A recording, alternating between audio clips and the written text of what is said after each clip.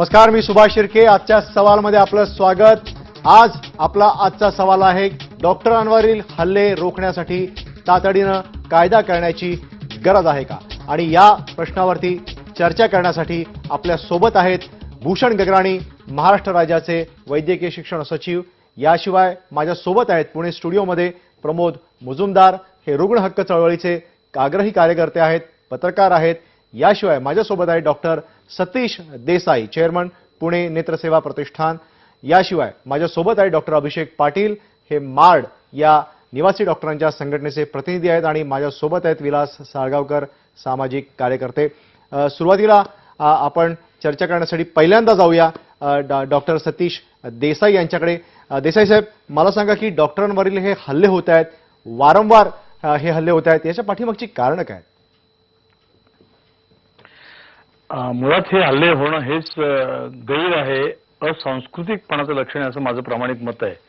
मी गेली 30 वर्ष माझी स्वतःची वैद्यकीय संस्था चालवतो, त्याही शिवाय पुण्यामध्ये स्वतःचा वैद्यकीय व्यवसाय आहे आणि गेले कित्येक वर्ष मी लोकप्रतिनिधी आहे, त्यामुळे रुग्णांचेही प्रश्न मला चांगली माहिती आहेत. एखाद्या डॉक्टरने एखाद्या वेळेला चूक झाली किंवा त्यांनी औषधं वेळेवरती दिली नाहीत किंवा जास्तीत जास्त रुग्णांच्याकडनं होणाऱ्या हल्ल्याचं प्रमाण जे आहे ते रुग्ण गेल्यानंतर रुग्णाच्या नातेवाईकांची होणारी संतप्त प्रतिक्रिया आणि त्याच्यातून होणारे हल्ले. तो आनंद दिघेंच्या नंतर त्या ठाण्याच्या हॉस्पिटलवरती झालेला हल्ला असो किंवा पुण्यामध्येही वेगवेगळ्या ठिकाणी झालेला असो, चिपळूणमध्ये झालेला असो, मालेगावमध्ये झालेले हल्ले असो, हा रुग्ण निधन पावला किंवा रुग्णांची एक त्याच्या नातेवाईकांची एक स्वाभाविक प्रतिक्रिया होते की डॉक्टरने आमच्या रुग्णाकडे लक्ष दिलं नाही, किंवा दुसरी प्रतिक्रिया होते डॉक्टरने बिल फार लावलं, आम्हाला एवढे बिल परवडत नाही. सुरुवातीला जे रुग्ण हॉस्पिटलमध्ये ऍडमिट होतात तेव्हा त्यांना कल्पना कदाचित दिली गेलेली असते की 1 लाख होईल, 2 लाख होईल, 50,000 होईल, 25,000 होईल. आजच्या महागाईच्या काळात सगळ्या रुग्णांना परवडेल असं नाही, पण एकदा कल्पना दिल्यानंतर किंवा आपल्याला या रुग्णालयात जायचं म्हटल्यानंतर त्याची होणारी मिनिमम जी काही औषधोपचार आहेत, डॉक्टरांची फी आहे, हॉस्पिटलचा काही चार्ज आहे, हा सगळ्याचा कुठेतरी आपण त्रयस्थ म्हणून विचार करणार किंवा नाही. कारण ह्या याच्यातनं नुसता हल्ला केला म्हणजे प्रश्न सुटला असं होत नाही. रुग्ण असं का वागतात हाही विचार केला पाहिजे आणि डॉक्टर करत असताना त्यांच्या कामामध्ये काही समजा त्रुटी असतील तर त्या त्रुटी दूर करायला पाहिजेत. डॉक्टर देसाई, तुम्ही रुग्ण आणि पेशंट दोघांची बाजू मांडलीत, पण मी जातो माड या संघटनेचे जे प्रतिनिधी आहेत डॉक्टर अभिषेक पाटील यांच्याकडे. पाटील साहेब, मला सांगा की ही जी घटना झाली याच्या पाठीमागची कारणं काय आहेत? आणि निवासी डॉक्टर तुम्ही आहात माड, अनेक वर्षांपासून या सगळ्या निवासी डॉक्टरांवरती जे प्रेशर आहे सार्वजनिक हॉस्पिटलमधलं त्याच्याबद्दल भांडत आहे. मला सांगा नक्की काय कारणं झाली ज्याच्यामुळं डॉक्टरांवरती हल्ले होत आहेत? बेसिकली बघा, असं होतंय की केएम सारख्या ठिकाणी, आता आम्ही केएम मध्ये आहोत, तर केएम सारख्या ठिकाणी काय होतं की केएम सारख्या ठिकाणी फक्त मुंबईतून नाही तर महाराष्ट्रातून नाही तर भारताच्या मेजर पोर्शनमधनं पेशंट येत असतात. शिवाय आम्ही ज्या पेशंटचा केटर करतो ते त्यांचे जे एज्युकेशनल जे इंटेलेक्च्युअल कॅपॅसिटी असते, अंडरस्टँडिंग कॅपॅसिटी असते, ती नेहमीच समजूतदारपणाने वागतील असं नसतं. We cater to the downtrodden section, म्हणजे जो खालचा सेक्शन आहे सोसायटीचा, त्यांना आम्ही केटर करतो. आणि होतं काय की डॉक्टरांची संख्या याच्या तुलनेत जी पेशंटची संख्या आहे ती आउट ऑफ प्रपोर्शन असते, म्हणजे हा कुठेतरी प्रपोर्शन मेंटेन होत नाही. तर एका डॉक्टरला बरेच पेशंट बघायला लागतात. आता इकडे काय होतं की डॉक्टरांचा पेशंट थोडासा कुठेतरी कमी होतो की आपण म्हणजे जेव्हा एखादा डॉक्टर 24 तास काम केलेला असतो आणि 25व्या तासात जर त्याला एखादा पेशंट बघत असेल तर त्याची जी मेंटल कॅपॅसिटी असते ती थोडी फटीक झालेली असते. त्यामुळे तो पण पेशंट बघताना त्याच्या परीने पूर्ण प्रयत्न करतो, पण एक माणूस म्हणून जर मी 24 तास काम केलेलं असेल तर साहजिकच 25व्या तासात माझ्याकडनं थोडी अपेक्षा 100% देण्याची माझी क्षमता नसते. आणि पेशंटकडनं असं असतं, पेशंटच्या नातेवाईकाला असं वाटतं की माझ्या पेशंटला सगळ्यात बेस्ट ट्रीटमेंट मिळाली पाहिजे, पण तो हे समजून घेत नाही की डॉक्टरांना सगळेच पेशंट बघायचे असतात. बरेच वेळा बऱ्याच नातेवाईकांची अशी मागणी असते की आमच्या पेशंटला पहिले बघा. पण मी ॲज अ डॉक्टर, मी डॉक्टर आहे, तर मला माहिती आहे की एखादा पेशंट इकडे सिरियस आहे, एखादा पेशंट कमी सिरियस आहे, ज्या कुठल्या पेशंटला आधी बघायला पाहिजे, कुठल्या पेशंटला नंतर बघायला पाहिजे, हा निर्णय मी त्या बेसिसवरती घेतो. पण एक नातेवाईक म्हणून तो निर्णय लवकर ऍक्सेप्ट करत नाही. सार्वजनिक रुग्णालयामध्ये जे प्रेशर असतं, अनेक लोक तिथे असतात, त्यामुळे लोकांना वाटत असतं की आपल्याला ट्रीटमेंट योग्य मिळेल की नाही. मी जातोय प्रमोद मुजुमदार यांच्याकडे, रुग्ण हक्क चळवळीचे कार्यकर्ते आहेत. मला सांगा मुजुमदार साहेब की दोघांनी आपली मतं मांडली. डॉक्टर सतीश देसाई आणि अभिषेक पाटील यांनी तुमचं काय मत आहे? डॉक्टरांवरती होणारे हल्ले हे समर्थनीय कधीच असू शकत नाहीत. त्याच्याबद्दल कोणाचंच दुमत असणार नाही.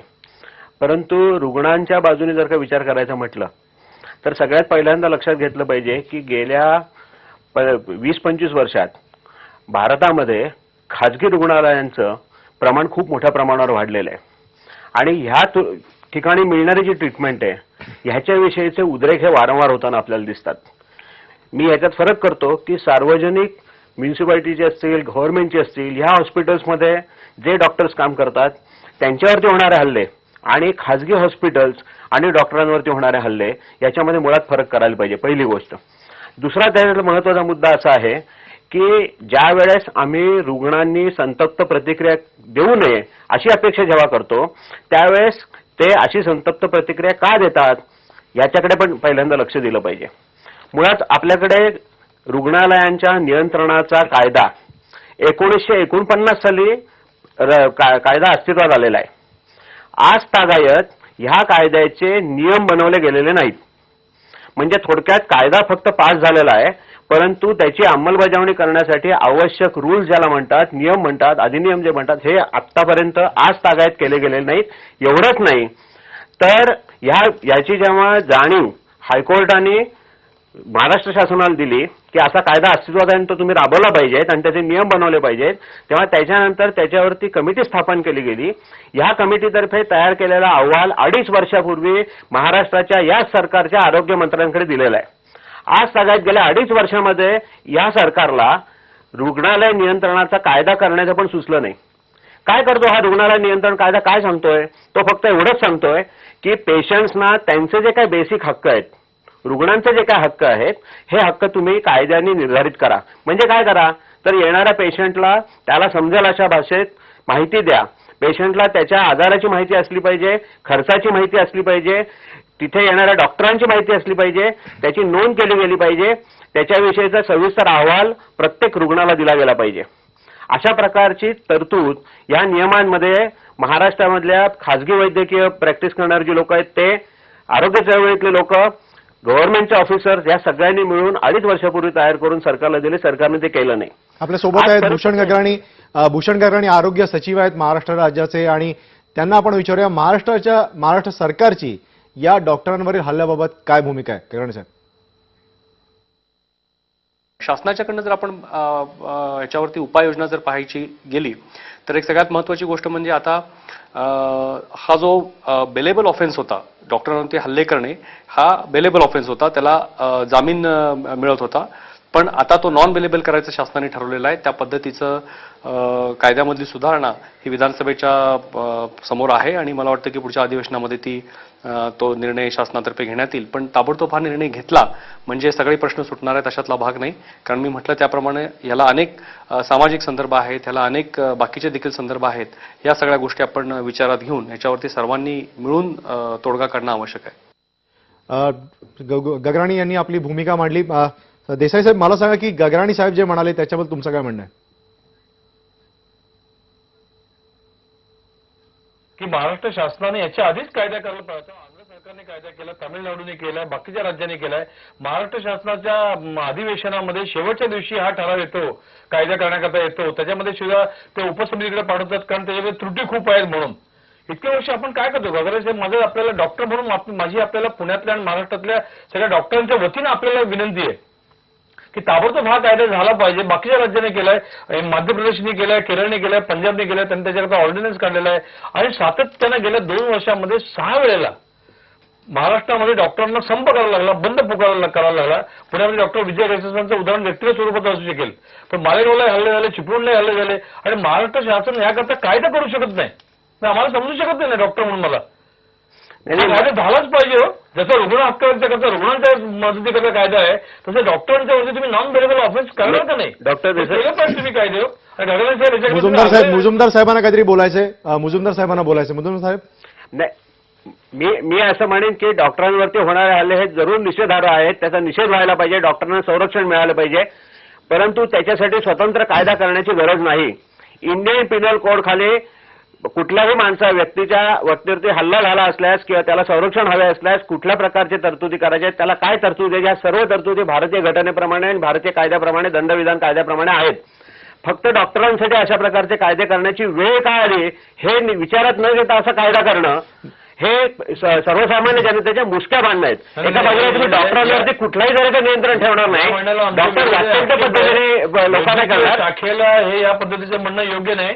जर पंजाबने केला हे कायदा, आंध्रने केलेला आहे, तामिळनाडूने केलेला आहे, केरळने केलेला आहे, पंजाबने केलेला आहे, देशातले सगळे राज्य कायदा करतात. काही आहे का भारतातल्या अनेक राज्यांनी केला आहे. हा माणूस म्हणून काही वेगळा आहे किंवा नाही असं आमचं म्हणणं नाही, पण तो जेव्हा काही लोकांच्या करता करतो त्याच्यावरती खुनी हल्ले होतात, त्याच्या हॉस्पिटलची तोडफोड केली जाते, त्याला जीवनात उठवण्याचा प्रयत्न केला जातो, काठीने मारलं जातं, त्याच्या डोळ्यामध्ये अक्षी टाकण्याकरता प्रयत्न केला जातो. या सगळ्या गोष्टी जर डॉक्टरांच्या ते हल्ले होणार असतील आणि जो डॉक्टर त्या रुग्णाला वाचवण्याचा प्रयत्न जीवापाड करतो हे योग्य नाही. कायदा होणार असेल तर तो जरूर झाला पाहिजे. गडकरी साहेब हा कायदा लवकर करा असं आमचा तुम्हाला आग्रह आहे. आमचा आग्रह असा असेल की जर का अशा प्रकारचा तुम्ही कायदा करणार असेल तर त्याच्या आधी डॉक्टरांच्या व्यवहारांविषयी जी लोकांमध्ये शंका आहे ज्याच्यामुळे हा असंतोष पेटतो त्याच्यावरती पहिल्यांदा नियंत्रण आणणारा. नक्कीच मुजुमदार साहेब, तुम्ही महत्वाचा मुद्दा मांडलेला आहे की हे का हल्ले होत आहेत, पेशंट आणि डॉक्टर यांचे संबंध बिघडलेत का आणि त्याच्यामुळे हल्ले होत आहेत का, याविषयी आपण पुढच्या भागामध्ये चर्चा करणार आहोत. पण आता आजच्या सवालमध्ये घेऊया एक ब्रेक. पहा फक्त IBN लोकमत.